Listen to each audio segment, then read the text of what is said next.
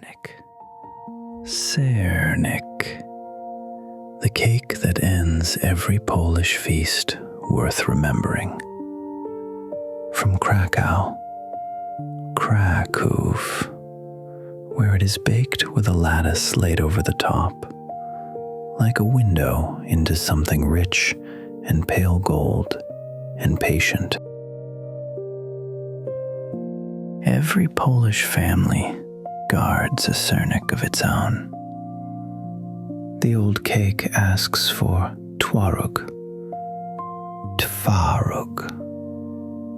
the farm curd of soured milk. Tonight, the kitchen builds its curd another way, from cashews soaked soft. But the form is the ancient one, dense, gently sweet, never hurried.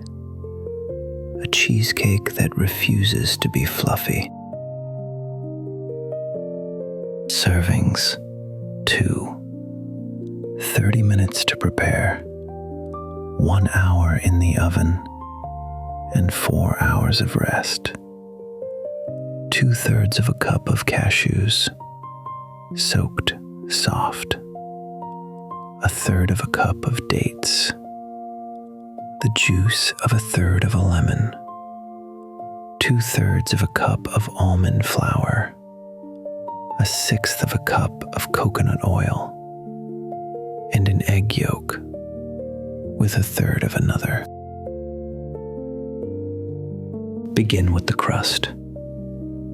Mix the almond flour and the coconut oil slowly until a soft dough gathers itself in the bowl.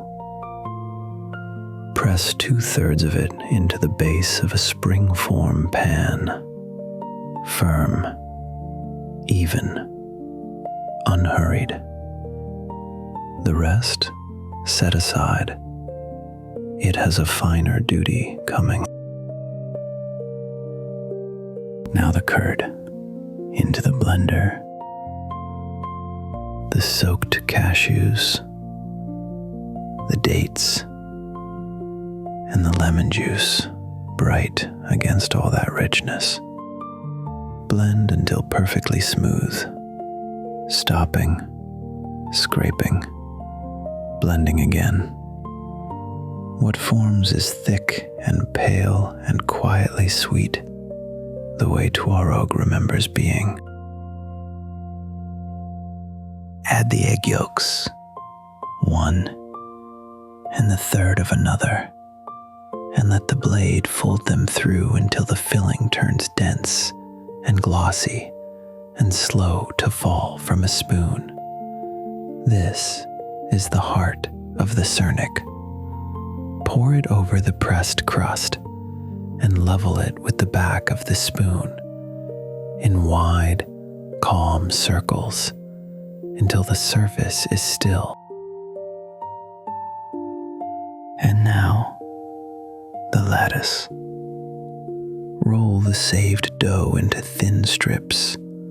Lay the first one across, gently, then the next, crossing it, strip over strip. The kratka, the little window of Kraków. Each strip settles into the pale filling with the softest press. There is no sound in the kitchen but this.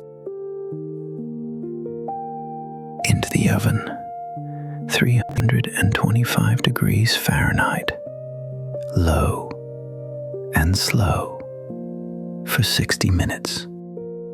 The old bakers knew. Heat that rushes will crack the surface. Heat that waits will set the yolks like silk and turn the lattice the color of late honeyed light. Then, the hardest instruction, let it cool and chill for 4 full hours. Sernik is never eaten warm. When the wait is over, release the ring and cut one clean slice. Dense, cool, fragrant with lemon and dates under its golden window. Twaróg is older than any written recipe in Poland. On every farm, milk soured in the warm corner of the kitchen was poured into cloth and hung to drip over a basin until it became curd. White gold. It fed children, filled pierogi, and once a week, it became cake. The market women of Krakow's old squares sold their curd from wooden stalls, wrapped in damp linen, weighed by hand. Every grandmother, every babcia, judged it by touch alone. Too wet, and the cake would weep. Too dry, and it would crumble. The knowledge lived in fingertips, never in books. The story goes that Poland's love of such cakes came home with a king. After the relief of Vienna, when the royal kitchens turned toward sweetness. Whatever the truth, by the old century's end, Sernik had climbed from the farm table to the townhouse, and Krakow laid its lattice on top and claimed the cake as its own. Today, Sernik stands at the center of the Easter table, beside the painted eggs. It closes the Christmas Eve supper. It waits under glass in every Krakow cafe, and on Sunday afternoons, in 1,000 kitchens, someone's babcia still bakes the best one in Poland. Every family believes this. Every family is right. Lift the slice on a thin blade and let it stand a moment in the candlelight. The golden lattice, the pale, dense curd, the dark crumb of the crust.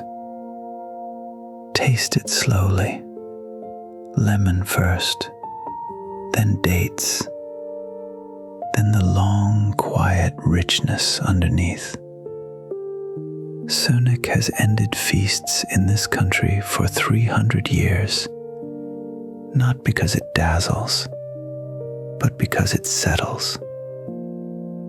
The oven is cool now, the plates are empty, and the table, at last, is set.